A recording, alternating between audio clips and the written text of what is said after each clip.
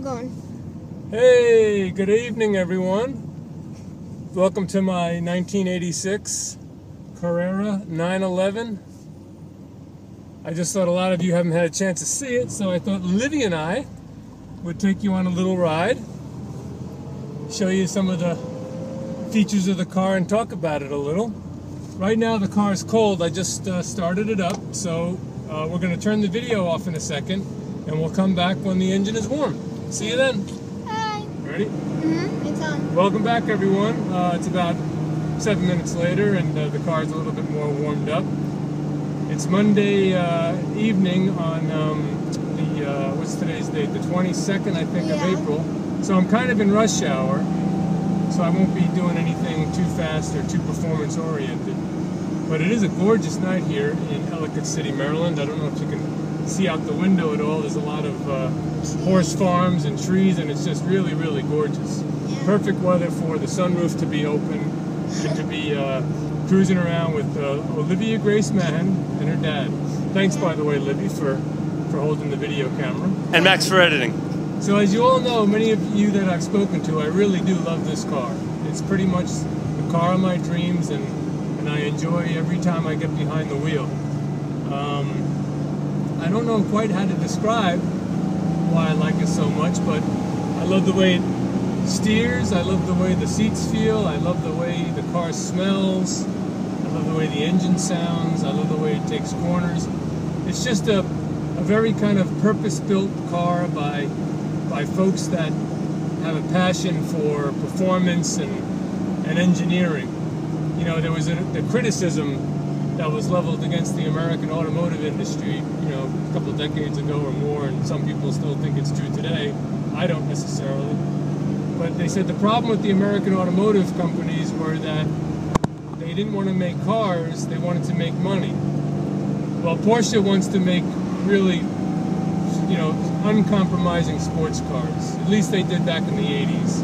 They've kind of gotten a bit heavier and a bit more luxury filled over the years, but they're still great cars, and you'll find that people that drive them are people that, you know, think about the, you know, their skill in driving, and they want to make sure they learn how to drive the car properly.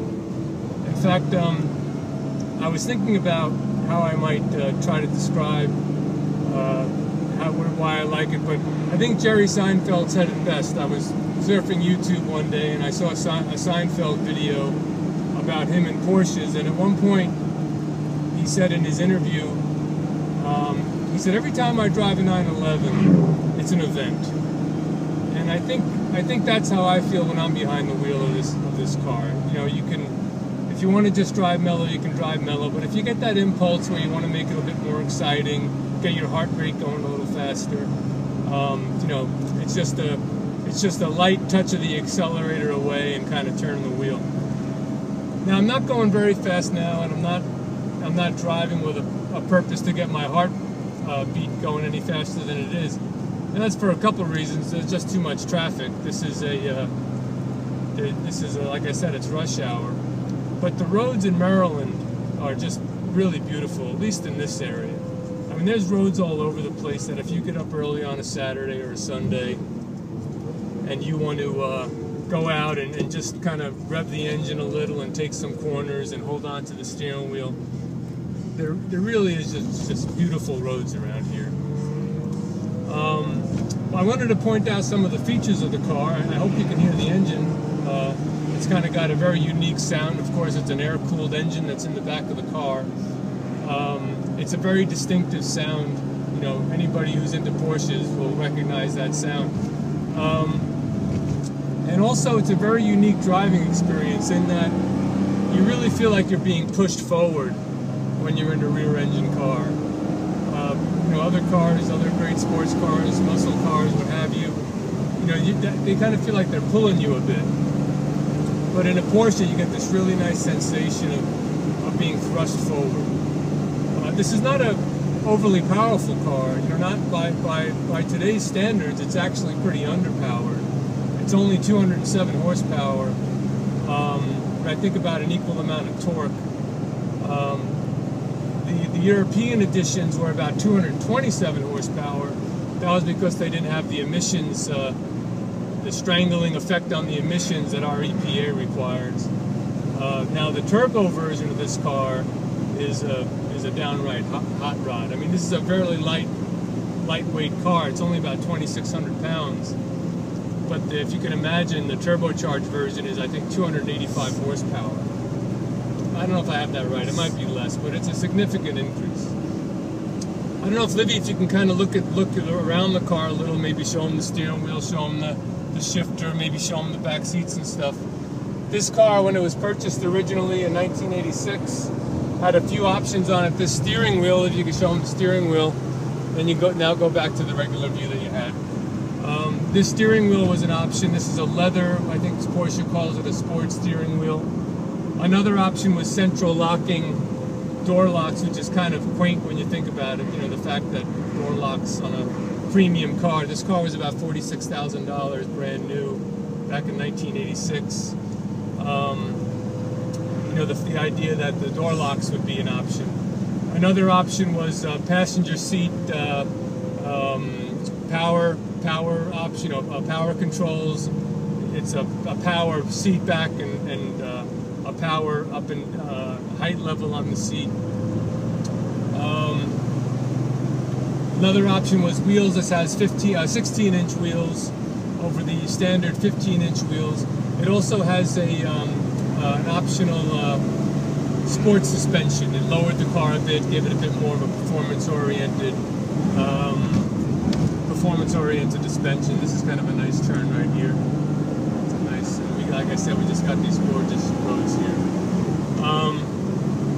Let's see what else. It had an optional radio, although the original radio is gone, unfortunately. I wish I had it back. I actually contacted the previous owner to see if he still had it, but I think he sold it on eBay.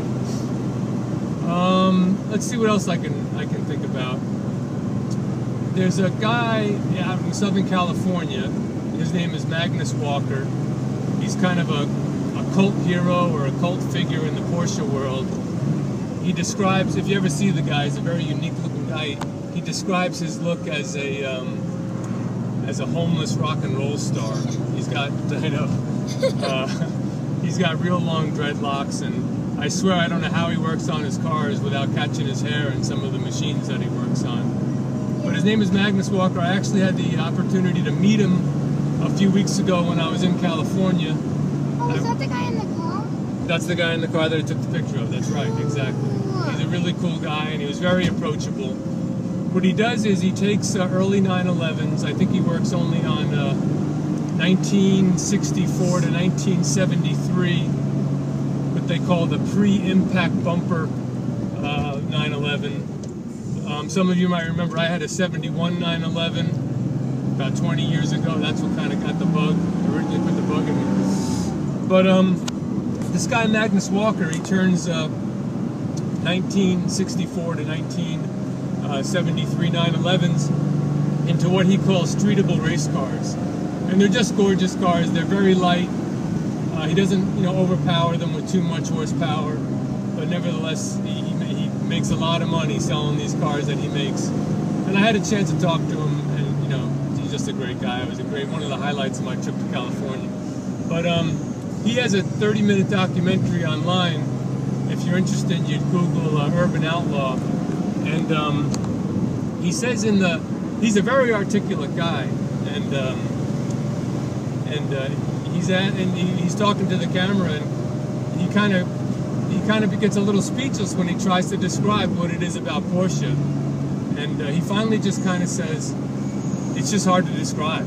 It's just difficult to describe the sensation of the unique driving experience of a Porsche, and why it tends to grab so many people that have the opportunity to at some point get behind the wheel of one. But that's kind of it. I hope you enjoyed the sounds of the car. Maybe when Livy and I get home, we'll just kind of do a quick. We'll get out of the car. We'll use the camera to kind of show. I have had some body work done to it. It's just in great shape. I have to remind myself sometimes that this is a 27-year-old car.